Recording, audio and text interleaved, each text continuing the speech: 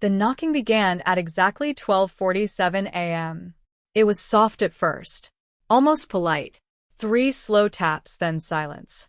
Then 3 more. According to the family, it sounded like someone standing just outside the front door, asking to be let in. But when they checked, no one was there.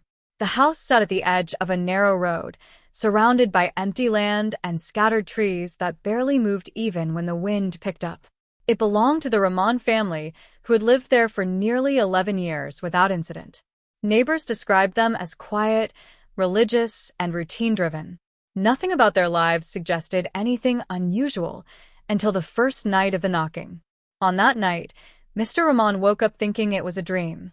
The sound had pulled him from sleep, but he hesitated before moving. His wife lay still beside him. The house was quiet again. He almost ignored it.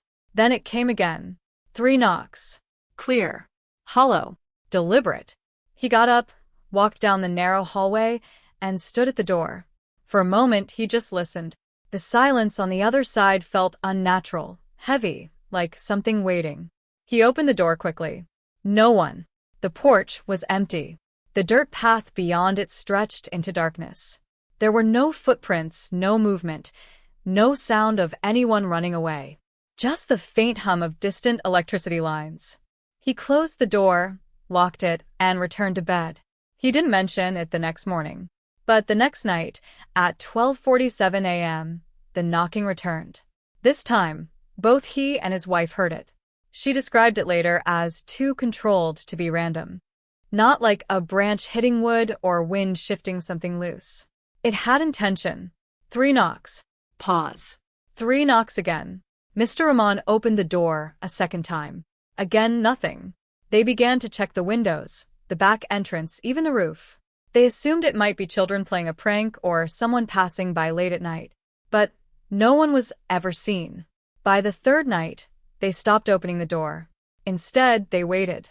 The knocking came at the same time. 12:47 a.m. Always 3 knocks. Always the same rhythm. And always followed by silence. Their youngest daughter, Amina, was the first to react differently. She was 9 years old. On the 4th night, when the knocking began, she didn't seem afraid. Instead, she sat up in bed and listened carefully. Her mother later said that Amina's expression changed, not into fear, but into recognition, as if she knew the sound. The next morning, Amina told her something that would later be written in the attending priest's report. She said very calmly, "It doesn't like when you don't open the door." Her mother dismissed it as imagination. Children often create explanations for things they don't understand. But that night, Amina refused to sleep in her room. She stayed in the hallway, sitting on the floor, staring toward the front door long before midnight. At exactly 12:47 a.m., the knocking began again. But this time, something was different. The third set of knocks came louder than before. Not aggressive, but insistent. As if whatever stood outside was growing impatient. Amina stood up slowly. Before anyone could stop her, she walked toward the door. Her father grabbed her arm just as she reached for the handle. She didn't resist. She just looked up at him and said, quietly, "It said you would stop me." Those words were recorded later, almost exactly as spoken. From that night on, things began to change inside the house. The knocking continued. Every night. Same time. Same pattern. But Amina stopped sleeping. She would sit awake, whispering to herself in a voice her mother described as not fully hers. Sometimes the whispers sounded like replies, as if she were having a conversation with someone they couldn't hear. Doctors were consulted after the 7th night. They found nothing physically wrong. No fever, no infection, no neurological issues. Her vitals were stable. Her behavior, however, was described as disturbingly focused. She spoke less to her family and more to the empty spaces in the house. One evening, before the knocking began, Amina stood in front of the door for nearly an hour. She didn't move, didn't speak. When her father asked her what she was doing, she replied, "It's waiting for the right night." That same evening, her mother noticed something else. There were marks on the inside of the door. Faint at first. 3 small indentations arranged horizontally. as if something had been knocking from the inside. They checked every explanation. Loose wood, structural pressure, even insects. Nothing matched the pattern. By the 9th night, the atmosphere inside the house had changed completely. The air felt heavier, warmer in certain rooms, colder in others. Lights flickered occasionally, but never long enough to be explained as an electrical fault. The family began sleeping in the same room, except for Amina. She refused. She insisted on staying near the door. On the 10th night, something happened that forced them to seek help beyond medicine. The knocking began, as usual, at 12:47 a.m. But this time it didn't stop. Instead of 3 sets, it continued. 3 knocks. Pause. 3 knocks. Pause. Again and again. For nearly 10 minutes. Amina stood in front of the door the entire time. Then, slowly, she raised her hand and knocked back 3 times. The sound on the other side stopped instantly. The silence that followed was described as oppressive, heavy, unnatural. And then, a single knock came from the other side. Just one. Amina smiled. That was the first time her mother said she felt true fear. Not from the sound, but from her daughter's reaction. The next morning, they contacted a local cleric. He visited the house, listened carefully, and advised them not to open the door under any circumstances after midnight. He recited prayers in each room and placed markings near the entrance. For one night, the knocking stopped. They believed it was over. But on the 12th night, at exactly 12:47 a.m., the knocking returned. Louder than before. More forceful. The markings on the door were gone. Not faded. Not damaged. Gone. As if they had never been placed there. That same night, Amina spoke words that were later included in the official church documentation. She stood facing the door and said, "It says tomorrow is the last night." No one in the house slept after that. Because deep down, without saying it aloud, they all understood what that might mean. And just before sunrise, as the first light touched the windows, Amina turned toward her parents and asked a question in a voice that didn't sound like her own. "Why didn't you let me in?" The question did not sound like it came from a child. Her voice was lower, strained, as if something else was trying to speak through her, forcing the words out in a way her body wasn't built to handle. Her mother began to cry immediately. Mr. Rahman stepped back, unable to respond. Every instinct told him not to answer, not to engage, not to acknowledge what had just spoken. But Amina kept staring at them, unblinking, waiting. Then, slowly, her expression shifted. The confusion returned to her face, like someone waking up from a deep sleep. She blinked a few times, looked around the room, and asked why everyone looked so afraid.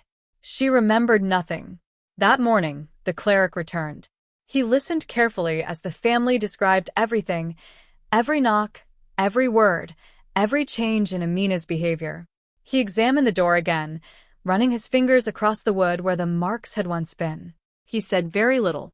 But before leaving, he told them something that was later repeated in written accounts. "This is no longer outside your home." That same afternoon, he contacted a senior religious authority known for handling rare and severe spiritual disturbances. Within hours, arrangements were made for a priest experienced in exorcism rites to visit the house before nightfall. His name was Father Karim. According to church records, he arrived just before sunset. Witnesses later described him as calm, composed, and unusually observant. He did not rush into prayer or ritual. Instead, he spent time walking through the house in silence, occasionally stopping in certain areas as if listening for something beneath the surface. When he reached the front door, he remained there longer than anywhere else. He placed his hand flat against it, closed his eyes, and stood completely still for nearly a full minute. When he stepped back, his expression had changed. He turned to the family and asked a single question. "Has anyone invited it in?" They all said no, without hesitation. Father Karim didn't respond immediately. He simply nodded, as if the answer didn't fully satisfy him. He then asked to speak to Amina alone. They were hesitant but agreed. Inside the room, Amina sat quietly on the edge of the bed. She appeared normal, calm, even tired. At first, she spoke like herself. She said she had been hearing knocking every night, that she felt like someone was waiting for permission, that sometimes, when she closed her eyes, she saw a figure standing outside the door. Not clearly, just a shape. Still. Watching. Father Kareem listened without interruption. Then he asked her something very specific. What happens when you hear the knocking? Amina hesitated. Her gaze dropped slightly. And when she answered, her voice changed again. Soft at first, then deeper. It gets closer. Father Kareem later wrote that at that exact moment, the temperature in the room dropped noticeably. The air became thick, difficult to breathe. Amina's posture stiffened, her fingers tightening against the edge of the bed. He began a quiet prayer. Not loudly, not dramatically, just enough to fill the silence. Amina's head tilted slowly to one side. Then the knocking began. But this time, it wasn't coming from the door. It was coming from the walls. 3 knocks. Directly behind him. He turned quickly. Nothing. Then 3 more knocks from above. Then from the floor. Moving. Circling. Amina smiled again. The same unnatural smile. It doesn't have to stay outside anymore. That night was the 13th. The final night. Preparations for the exorcism began immediately. Father Kareem instructed the family to leave the house before midnight. Only he and one assistant would remain inside with Amina. Reluctantly, her parents agreed. They left just before 12:30 a.m., standing far down the road, watching the house from a distance with no real understanding of what was about to happen inside. According to the official account, the ritual began at 12:40 a.m. Amina was seated in a chair in the center of the living room, facing the front door. Her hands were not bound, but Father Kareem noted that she did not attempt to move. She simply stared at the door, waiting. At exactly 12:47 a.m., the knocking began. Louder than ever before. Not 3 sets. Not controlled. Continuous. Relentless. The door shook with each impact, the wood bending slightly inward, as if something on the other side was no longer patient. Father Kareem began the formal rite. His voice remained steady, measured, precise. But the knocking grew stronger, more violent. Then, it stopped. Complete silence. For several seconds, nothing happened. Then the door creaked. Slowly. Not opening, but bending, as if pressure was being applied from both sides at once. Amina inhaled sharply. Her body lifted slightly from the chair, just enough for her feet to lose contact with the floor. Her head snapped toward Father Kareem, and she spoke. Not in whispers this time. Not quietly, but clearly, firmly. You were told not to keep me out. The assistant later described the sound of her voice as layered, like multiple tones speaking at once, slightly out of sync. Father Kareem continued the prayer. He did not respond directly, but his voice grew louder, stronger, more urgent.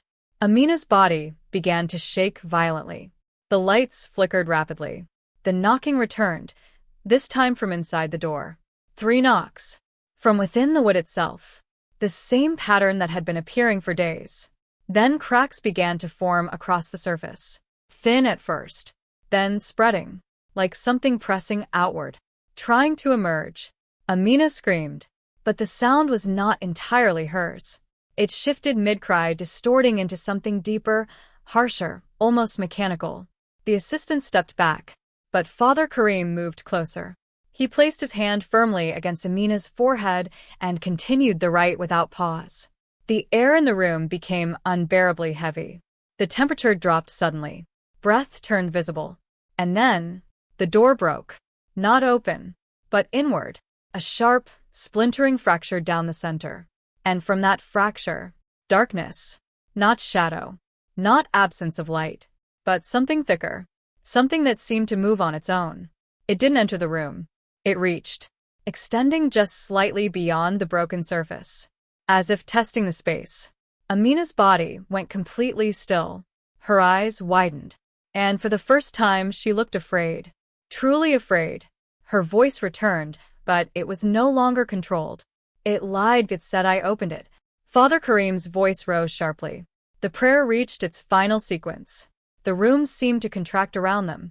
The darkness at the door recoiled, not quickly, but gradually resisting, as if being forced back. Amina collapsed forward in the chair. Her body went limp. The knocking stopped. The pressure in the air lifted. And the house fell completely silent. According to the official report, the ritual ended at 1:12 a.m. Amina regained consciousness several minutes later. She had no memory of the events. The door was later replaced. The family never reported another incident. But one detail remained. Something that was never fully explained. On the inside of the new door, weeks after the event, 3 small indentations appeared, arranged horizontally. Faint, but unmistakable. And, according to her mother, on certain nights, just before sleep, Amina still pauses, as if listening, waiting, for something that hasn't knocked again. Yet.